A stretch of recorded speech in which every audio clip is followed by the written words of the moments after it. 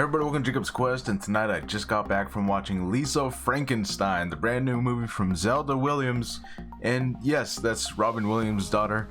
And this movie is very interesting. If you couldn't tell from the trailer or the poster, it is very much trying to pay homage to your 80s dark romantic comedy, I guess I would call this. It's definitely in the vein of like your Beetlejuice, even some of your more 90s Tim Burton style, like Edward Scissorhands. I think there's a movie called Death Becomes Her. There's, it's paying homage to a lot of those like kind of dark comedies where they deal oftentimes in death, but it's played as like a joke. And they, people say this all the time, but they really don't make movies like this anymore. So of course it's filled with just this campy kind of, they're living in a cartoon world. Every room is decorated wall to wall with posters and little Easter eggs I'm sure people will recognize from different things. And yeah, of course, obviously it's got a Frankenstein riff going on where, she awakens essentially a zombie, and she slowly starts putting pieces of him back together by killing other people. And it's very much, like I said, in the vein of like your 80s high school. Like there's a couple of bullies and there's a couple of creeps, and there's an abusive stepmom, and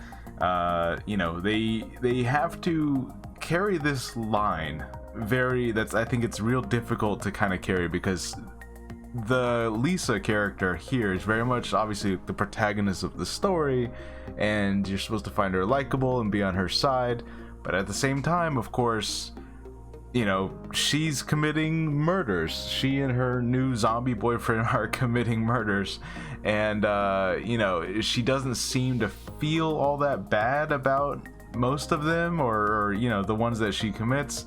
And they have to ride that line of like, okay, it's a comedy, you're not supposed to take it that seriously, they're keeping it mostly lighthearted. But spoiler alert, the stepmom, it does end up dead. So she has a sister who's actually really nice to her, even though she's the popular girl. And that is, I will say, that's like one trope of like the 80s movies they kind of swerve on, is that like normally you'd have this sister or popular girl at school who's like the main villain of the story, but that's not the case here. It could be argued that Lisa herself is the main villain. I mean, she is the one killing people after all. So it's definitely just a very interesting movie that I think there's a specific crowd for, people who are feeling nostalgic for a type of movie that they just don't make anymore.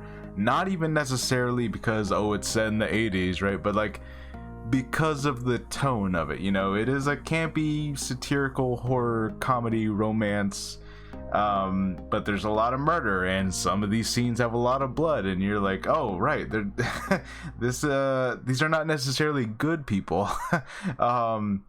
So yeah, just it was a really, really interesting one for me. I enjoyed it a lot. I know several people in my life who I think would be really big fans of this movie, but like I said, it's definitely for certain people. Like you have to kind of get that dark humor, and dark humor is just not for everyone. I think a lot of people would watch this movie and be like, why she's the bad guy, she's the villain, like why would I want to root for this character to succeed at all?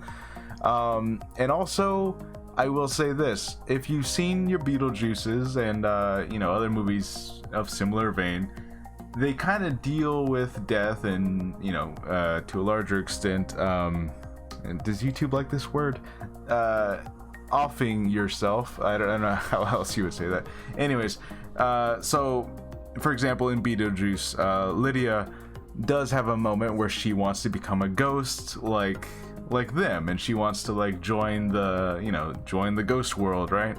And so they have to like talk her out of it and convince her not to do it. This movie, again, spoilers, they just go for it. Like, it happens. Like, and that's, you know, and I was a little conflicted, and I'm like, okay, I don't know how seriously I'm supposed to be taking this, because it doesn't exactly send a great message of like, and then the hero wins in the end by fulfilling her plan of just doing that. And you know, she gets to come back as a Frankenstein type creature of her own, so I guess that was the plan, I suppose. But yeah, it is, I was a little conflicted on that part of it, you know, because I feel like that is definitely a line that even some of those older movies, like your Beetlejuices, did not cross. You know, they did not go into like, oh, and then they and then the main character does that to themselves, and that's questionably a bad thing slash good thing, but I don't know, what am I supposed to be rooting for here? So I will say that is one thing I was like, not sure how to feel about that. But in any case, you know, it was a very campy, ridiculous kind of movie. And there's definitely gonna be people that like really vibe with this thing. This thing is gonna be like kind of an instant Halloween rewatch for a lot of people. It's, you know, I don't know how well it's gonna do in the box office, but I can tell you right away, just based on like the fact that I think they successfully like made one of those classics. This is just gonna be one of those movies for a lot of people where it's like, this is added to my list, I watch it every year. You know, this, you're gonna see this you know, and here's how you know you've got like a cult classic on your hand. In about 5 to 6 years, you're gonna start seeing merchandise for this movie at all of your Spirit Halloween stores come Halloween time, like and that's kind of the good marker for like when something's finally hit cult status. Because I remember Trick or Treat came out like way back in 2006, and no one had ever like watched it or talked about it, you know. And I remember trying to tell people like, watch this movie, you know. It was kind of a good Halloween movie.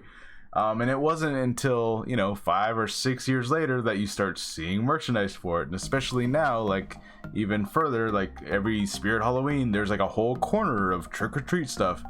And Lisa Frankenstein's gonna have the same effect, you know. Like, so if it doesn't necessarily hit it big at the box office and it kind of gets forgotten for a couple years, I wouldn't be surprised. But also, you know, 6, 8 years later, it's gonna have its own corner of Spirit Halloween. It's gonna be a thing that, like, you know, a couple of your I don't even know what you would call them, hipsters, would you call them? I don't know, but you know, they'd be like, I saw this movie way back when it was in theaters, I knew it was good before it really got popular. You know, it's gonna be one of those, I think. So in any case, yeah, if you know a friend out there who is still in love with Beetlejuice and Edward Scissorhands and all those, like, that era of Tim Burton-esque movies, tell them to go watch this movie, because I think this was designed with them in mind. So yeah, that's Lisa Frankenstein. It's definitely a style of its own. And you know, even though I think there is kind of the ending there where I'm like, I don't know if I agree with that.